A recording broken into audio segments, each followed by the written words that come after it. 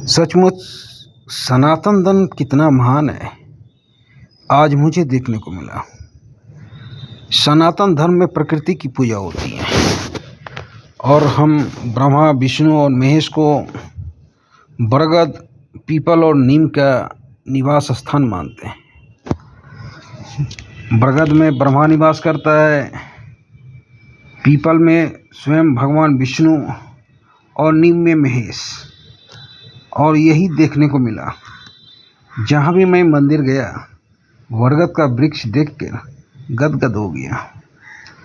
80% oxygen बरगद का वृक्ष देता है। और यहाँ आप थोड़ा सा बैठिए, मन को काफ़ी शांति मिलता है। और चूँकि ऑक्सीजन की मात्रा शरीर में अधिक जाएगा तो मन प्रसन्न तो रहेगा ही, तो और काफ़ी ठंडक, चाहे यहाँ तपती धूप क्यों न हो, 50 डिग्री ही क्यों न हो, यहाँ पर बैठिएगा तो आपको राहत महसूस होगा। क्योंकि काफ़ी छायादार वृक्ष होता है बरगद का वृक्ष। और छोटा सा छोटा मंदिर मैंने भ्रमण किया, कहीं पीपल, कहीं नीम, कहीं बरगद पाया। और सनातन इसलिए महान है क्योंकि हम प्रकृति का पूजा करते हैं। हम सूर्य का भी उपासना करते हैं, हम उगते हुए सूर्य का भी उपासना करते हैं, डूबते हुए सूर्य का भी उपासना करते हैं। सोचो, अगर हमारे छोटे छोटे मंदिर होते हैं तो प्रकृति कितने बैलेंस होते हैं। आप ज़्यादातर बरगद का वृक्ष पूजा स्थान पे ही देखने को मिलता है, क्योंकि सरकारी तौर पे भी लगाया नहीं जाता है। सरकारी तौर पे सिर्फ सजावटी वृक्ष को लगाया जाता है, यूकेलिप्टस और वही कई एक वृक्ष। बरगद का वृक्ष ना के बराबर लगाया जाता है। और ये बरगद का वृक्ष हमारे मंदिरों में देखने को मिलता है। जहाँ छोटा सा मंदिर हो वहाँ काफ़ी शांति मिलता है, क्योंकि वहाँ बरगद का वृक्ष, पीपल का वृक्ष, सभी वृक्ष मौजूद होते हैं। पीपल का वृक्ष 100% ऑक्सीजन देता है, बरगद का वृक्ष 80% ऑक्सीजन देता है और नीम का वृक्ष 75% ऑक्सीजन देता है। सोचिए, हमारे पर्यावरण की दृष्टि से कितना उत्तम चीज़ है। देखिए, इस मंदिर में तीनों वृक्ष, बरगद का भी है, पीपल का भी है और नीम का भी है। सोचिए, यहाँ बैठने वालों को कितना राहत होगा, सिर्फ ऑक्सीजन प्राप्त होगा। चाहे आप कितना भी एसी में क्यों ना बैठे, पर यहाँ बैठने से जो शरीर में एक विशेष प्रकार की एनर्जी मिलेगा, वो कहीं बैठने से नहीं मिलेगा। तो सोचिए, पर्यावरण के लिए अचूक वरदान है।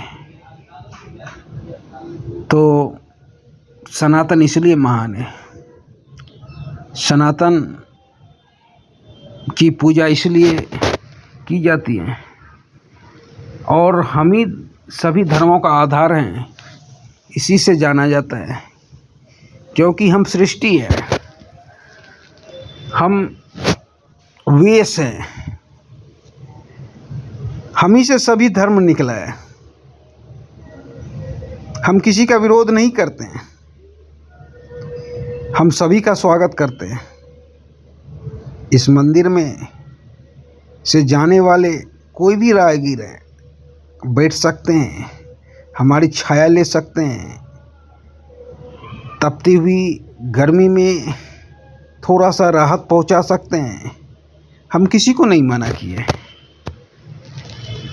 तो जहाँ कहीं भी बजरंगबली हो, वहाँ पीपल का वृक्ष अतिशयोक्ति से मिलता है। क्योंकि बजरंगबली भगवान विष्णु के भक्त थे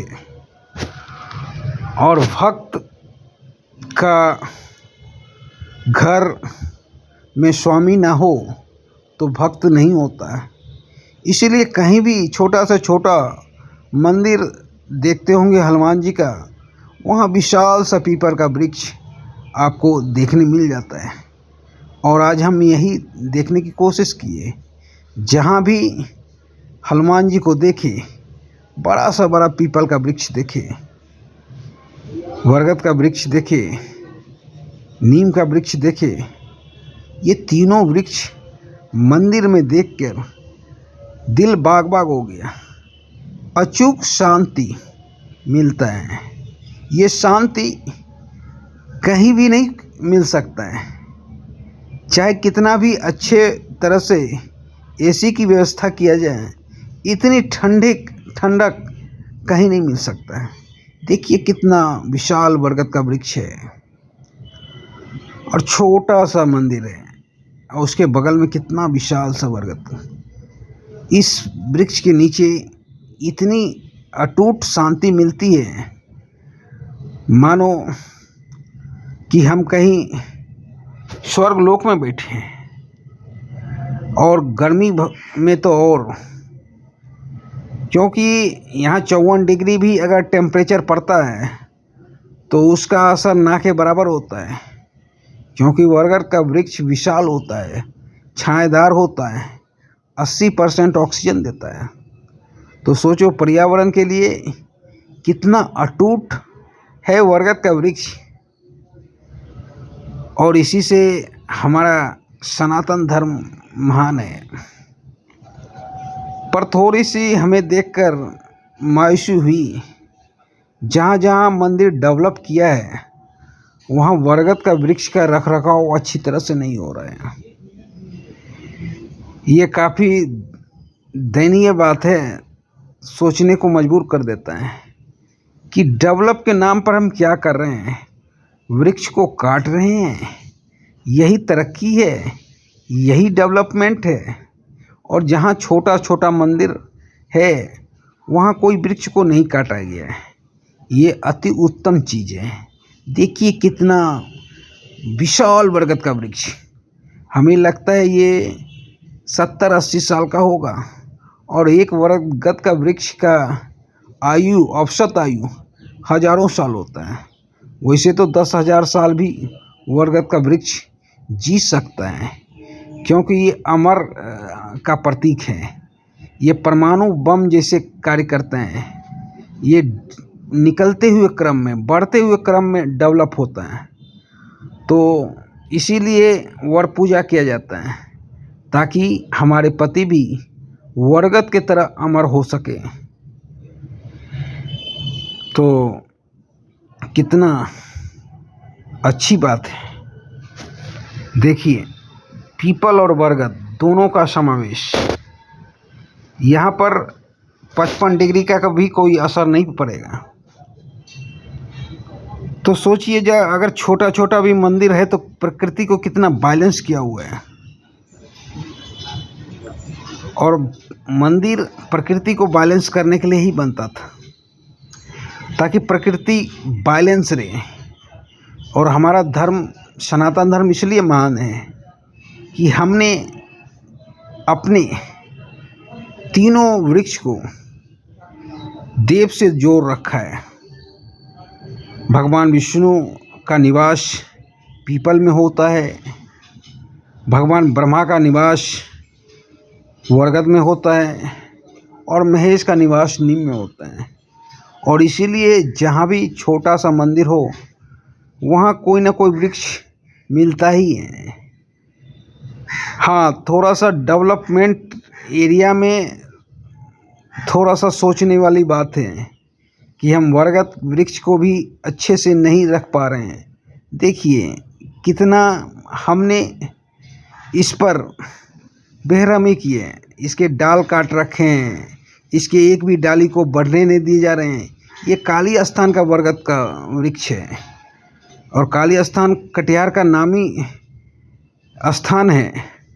पर हमें लगता है कहीं न कहीं हम सिर्फ धनों उपार्जन के लिए इस मंदिर का रखरखाव कर रहे हैं। इसलिए इस बरगद का वृक्ष का ये हाल है। हमारे गीता में कहा गया है कि ऋषि कौन होता है। ऋषि वो होता है जो प्रकृति को देखता है। जैसे सारे गाछ में आम लगे हुए हैं तो हम एक ही आम तोड़ेंगे और सारे आम को रहने देंगे ताकि हमारी भी इच्छा की पूर्ति हो सके और प्रकृति भी ना नष्ट हो। पर यहाँ ऋषि के नाम पर कलंकित कर देने वाला पुजारी सब है। अगर पुजारी अच्छे होते तो कोई बरगद का वृक्ष नहीं कटता, कोई पीपल का वृक्ष नहीं कटता, क्योंकि बरगद में स्वयं ब्रह्मा का निवास होता है, पीपल में स्वयं भगवान विष्णु का निवास होता है और नीम में महेश का निवास होता है। तो जहाँ ऋषि अच्छे होते हैं वहाँ अच्छी तरह से भगवान की देखभाल होता है, ब्रह्मा का, विष्णु का, महेश का। और जहाँ सिर्फ आर्थिक इच्छा के लिए मंदिर बनाए जाते हैं वहाँ पर प्रकृति नष्ट होता है। तो हमारे मंदिर कितने महान हैं। देखिए छोटा छोटा मंदिर में कितना अच्छा पेड़ है, बहुत अच्छा पेड़ है। और मानो यहाँ पर 55 डिग्री भी अगर तापमान हो जाए तो कोई असर नहीं होगा और इसके आसपास भी कोई असर नहीं होगा, क्योंकि ये राहत पहुँचाने वाला कार्य करता है। पीपल का वृक्ष 100% ऑक्सीजन पहुँचाता है, बरगद का वृक्ष 80% और नीम का वृक्ष 75%। और अधिकतर जगहों में हमने ऐसे देखें कि तीनों वृक्ष एक साथ। तो सोचो कितना जीवन के लिए अति उत्तम जगह है मंदिर। और इसीलिए सनातन महान है। सनातन में हर चीज़ का ख्याल रखा जाता है, प्रकृति का भी। और ख़ास तौर पर प्रकृति है तो हम हैं, हमारा अस्तित्व है। प्रकृति नहीं रहेगा तो हमारा अस्तित्व नहीं रहेगा। और ये सनातन में ही देखा जाता है, और कोई धर्म में ये चीज़ नहीं देखा जाता है। चाहे ईसाई धर्म देख लें, चाहे मुस्लिम धर्म में देख लें, वहाँ प्रकृति पूजा का कोई स्कोप नहीं है। प्रकृति पूजा सिर्फ सनातन में होता है और सनातन इसलिए महान है।